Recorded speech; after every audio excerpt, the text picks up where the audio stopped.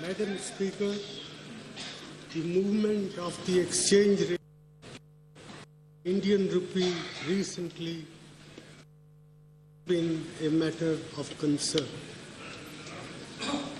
The rupee has depreciated sharply against the dollar since the last week of May. There are concerns, and justifiably so, of the impact this would have on our economy. Madam, what triggered the sharp and sudden depreciation was the market's reaction to the certain unexpected external developments. On May 22, 2013, the United States Federal Reserve Bank indicated that it would soon taper its quantitative easing as the U.S. economy was recovering. This led to a reversal of capital flows to emerging economies, which are now sharply pulling down not just the rupee, but also the Brazilian real, the Turkish lira, the Indonesian rupiah, the South African rand, and many other currencies. While global factors such as tensions over Syria and the prospect of U.S. Federal Reserve tapering its policy of quantitative easing have caused general weaknesses in emerging market currencies, the rupee has been especially hit because of our large current account deficit. To reduce the current account deficit and bring about an improvement in the functioning of our economy. In 2010-11 and the years prior to it, our current account deficit was more modest and financing it was not difficult even in the crisis year of 2008-9. Since then, there has been a deterioration mainly on account of huge imports of gold, higher costs of crude oil imports, and recently of coal. On the export side, weak demand in our major markets has kept our exports from growing. Exports have been further hit by a collapse in iron ore exports. Taken together, these factors have made our current account deficit unsustainably large. Clearly, Madam, we need to reduce our appetite for gold, economize in the use of petroleum products, and take steps to increase our exports. We have taken measures to reduce the current account deficit. The Finance Minister has indicated that it will be below 70 billion this year, and we will take all possible steps to ensure that outcome. These are already showing results with a declining trade deficit in both June and July. The government is confident that we will be able to lower our current account deficit to $70 billion. Our medium-term objective is to reduce the current account deficit to 2.5% of our GDP. Our short-term objective is to finance the current account deficit in an orderly fashion. We will make every effort to maintain a macroeconomic framework friendly to foreign capital inflows to enable orderly financing of the current account deficit. Madam Speaker, coming back to the effects of the rupee depreciation, we must realize that part of this depreciation was merely a needed adjustment. Inflation in India has been much higher than in the advanced countries. Therefore, it is natural that there has to be a correction in the exchange rate to account for this difference. To some extent, Depreciation can be good for the economy as this will help to increase our export competitiveness and discourage imports. There are many sectors which are regaining competitiveness in export markets as a result of the fall in the exchange rate. Over the next few months, I expect the effects of this to be felt more strongly, both in exports and in the financial position of exporting sectors. This in itself would correct the current account deficit to some extent. However, foreign exchange markets have a notorious history of overshooting. Unfortunately, this is what is happening not only in relation to the rupee but also other currencies.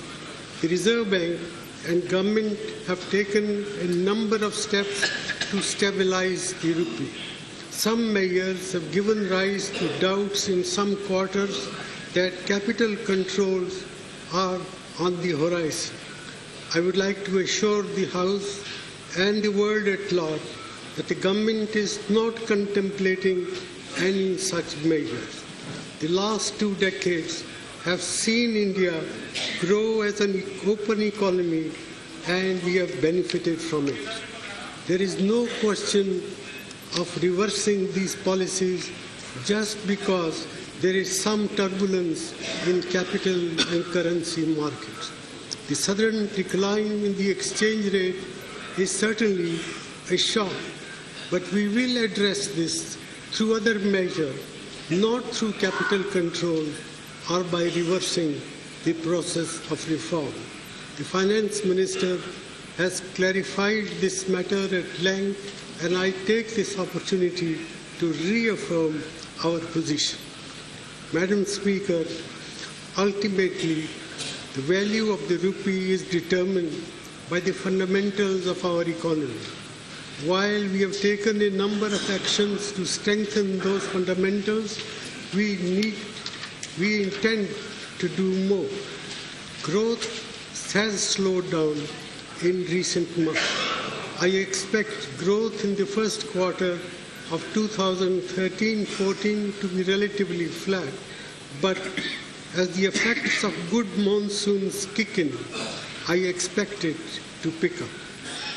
There are many reasons for this optimism. The decisions of the Cabinet Committee on Investment in reviving stalled projects will start bearing fruit in the second half of the year.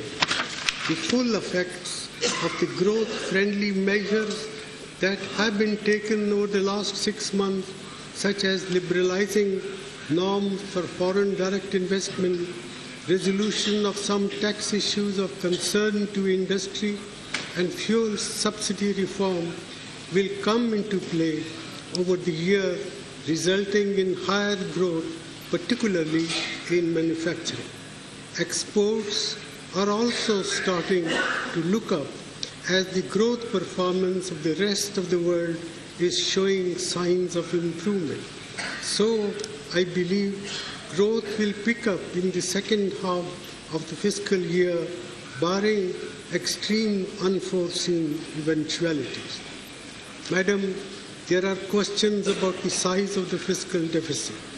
The government will do whatever is necessary to contain the fiscal deficit to 4.8% of GDP this year. The most growth-friendly way to contain the deficit is to spend carefully, especially on subsidies that do not reach the poor, and we will take effective steps to that end. Madam, inflation measured by the wholesale price index has been coming down, even though inflation measured by the consumer price index is still too high. The depreciation of the rupee and rise in dollar prices of petroleum products will no doubt lead to some further upward pressure on price. The Reserve Bank will therefore continue to focus on bringing down inflation. The favorable monsoon and the anticipated good harvest will help bring down food prices and ease the task of controlling inflation. All in all, the macro stabilization process, which should support the value of the rupee, is underway. I expect that as the fruits of our efforts materialize, currency markets will recover. Madam Speaker, even while we go about doing what is necessary, it is important to recognize that the fundamentals of the Indian economy continue to be strong. India's overall public debt to GDP ratio has been on a declining trend from 73.2% of GDP in 2006-07 to 66% in 2012-13. Similarly, India's external debt is only 21.2% of our GDP, and while short-term debt has risen, it stands at no more than 5.2% of our GDP. Our foreign exchange reserves stand at $278 billion and are more than sufficient to meet India's external financing requirements. Madam, many foreign analysts worry about banking problems that may arise in the wake of the currency crisis. The Indian banking sector has seen some rise in bad debts. The question that needs to be asked is whether there is a liquidity problem. There is a liquidity problem. Many of the projects are not unviable, but only delayed, in contrast to the overbuilding that has characterized the banking sector problems in many other countries. As these projects come on stream, they will generate revenue and repay loans. Our banks are fortunately well capitalized, much above the Basel norm, and they have the capacity to provide for any non-performing assets until those assets are turned around. Madam Speaker, the easy reform of the past have been done.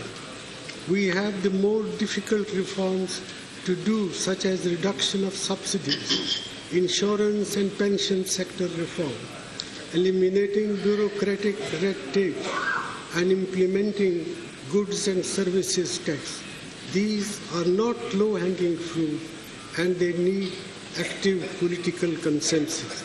It is here that I urge honourable members across the political spectrum to reflect on the need of the hour. Many laws that are necessary are held up for lack of political consensus. Reforms such as the goods and services tax, which everyone agrees is essential to restore growth and boost revenues, require states to come to an agreement. We need to forge consensus on such vital issues. I urge political parties to work towards this end and to join in the government's effort to put the economy back on the path of stable, sustainable growth. Madam, there may be short-term shocks to our economy, and we need to face them. That is the reality of operating in a globalized economy, whose benefits we have reached over the last 15 to 20 years. We will need to ensure that the fundamentals of the economy remain strong so that India continues to grow at a healthy rate for many years to come. That we will ensure. We are no doubt faced with important challenges, but we have the capacity to address them. It is at times like these that the nation shows what it is truly capable of. Zee24 तास, एक पाऊल पुढे.